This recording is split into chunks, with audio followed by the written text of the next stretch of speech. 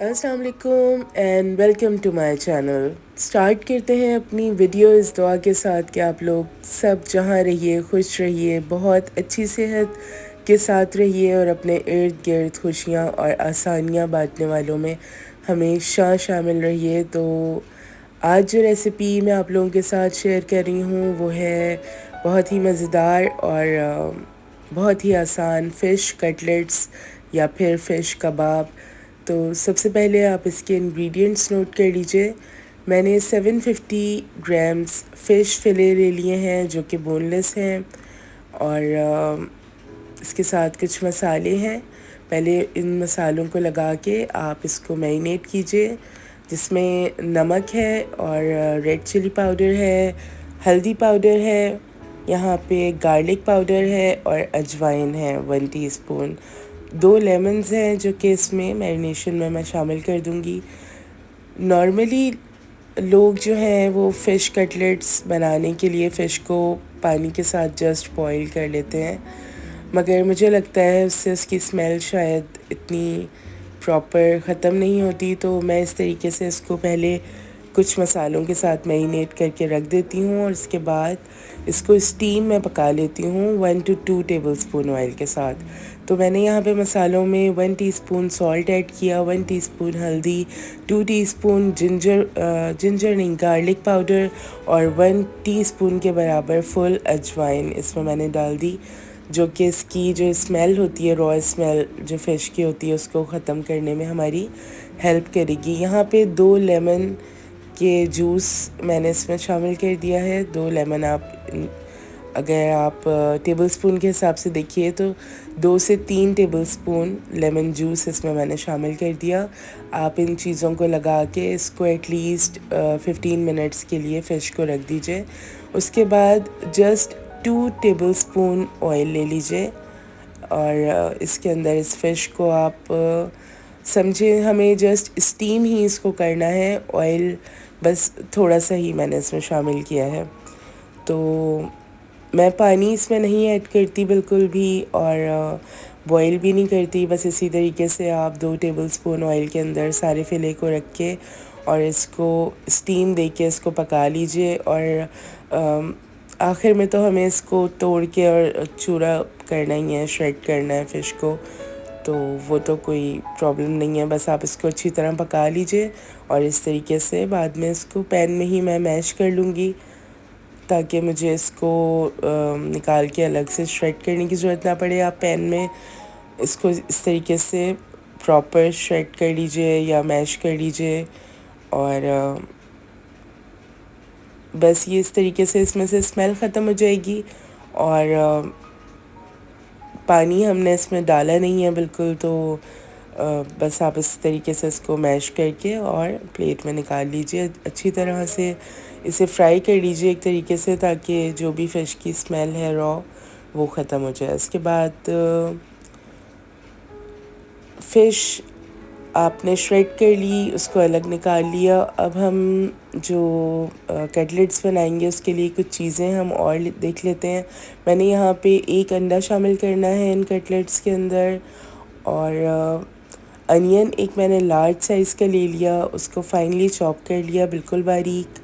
और कुछ हरी मिर्चें हैं। यहाँ पे कुछ मसाले हैं जिसके अंदर मैंने 1 teaspoon salt, 1 teaspoon red chilli flakes और ये अनियन पाउडर है, ये 2 टीस्पून है, half teaspoon garam masala, half teaspoon black pepper powder and again 1 teaspoon jeera powder. यहाँ पे मैंने आलू लेके इनको बॉईल करके और इनको मैश कर लिया है। आलू मैंने 300 ग्राम्स आलू को बॉईल करके उनको मैश कर लिया। कॉर्नफ्लोर मैं इसमें शामिल करूँगी। कॉर्नफ्लावर तकरीबन 4 टेबलस्पून के बराबर कॉर्नफ्लावर मैं इसमें शामिल कर दूँगी फॉर बाइंडिंग। तो सबसे पहले हम जो बॉयल आलू किए थे हमने 1 टीस्पून, इसमें भी मैंने सॉल्ट डाल दिया था बॉईल करते वक्त, और इसको फिर हमने अच्छी तरह मैश कर लिया।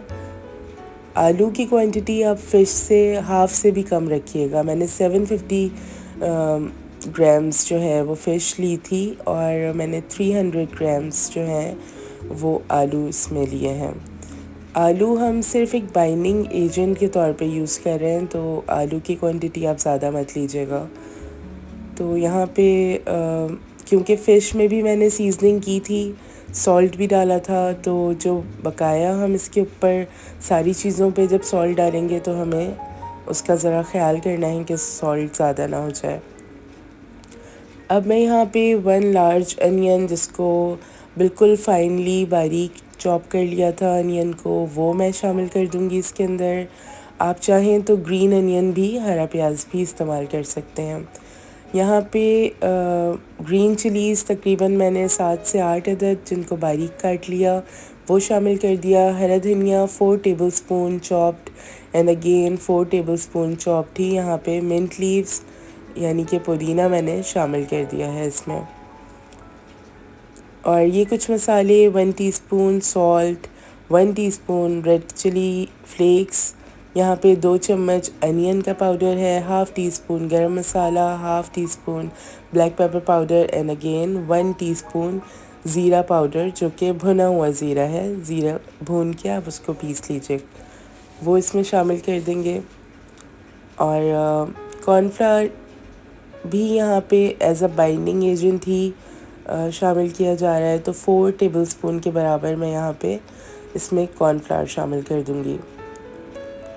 आप चाहें तो इस पॉइंट पे कॉर्नफ्लावर की जगह आप बेसन को भून के वो भी 4 टेबलस्पून इसमें ऐड कर सकते हैं। अगर तो आपके पास कॉर्नफ्लावर इस वक्त अवेलेबल नहीं है तो आप इसमें बेसन ऐड कर दीजिए 4 टेबलस्पून, बट आप उसको पहले ड्राई रोस्ट कर लीजिएगा, उसके बाद इसमें ऐड कीजिएगा। अब मैंने इस पॉइंट पे इसमें 1 अंडा शामिल कर दिया है, और अगेन 1 लेमन, जिसका तकरीबन 2 टेबलस्पून के बराबर लेमन जूस इसमें मैं शामिल कर दूँगी। 1 बड़ा लेमन, या फिर अगर आप स्पून से देखिए तो 2 चम्मच के बराबर लेमन जूस इसमें मैं शामिल कर दूँगी। इन तमाम चीज़ों को अब अच्छी तरीके से आप मिक्स कर लीजिए, तमाम इंग्रेडिएंट्स इनकॉर्पोरेट हो जाएं, मिक्स हो जाएं। आप देखिए बैटर बिल्कुल स्टिफ़ है, नरम नहीं है बिल्कुल भी। हमने इसमें जो कॉर्नफ्लावर शामिल किया, और बेसिकली हमारी फ़िश में किसी भी किस्म का मॉइस्चर नहीं था, हमने उसमें पानी नहीं डाला था, उसको ऐसे ही हमने स्टीम में ही उसको पकाया था, और फिर हाई फ्लेम के ऊपर उसका हमने मैश कर लिया था, तो मॉइस्चर तो उसमें था ही नहीं। और इसके बाद मैंने इसके पैटीज़ बना लिए हैं।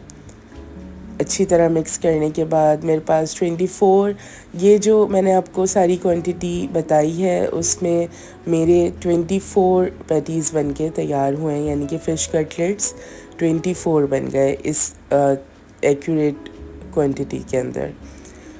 अब हम इन पैटीज़ को शैलो फ्राई करेंगे, इनको डीप फ्राई बिल्कुल नहीं करना।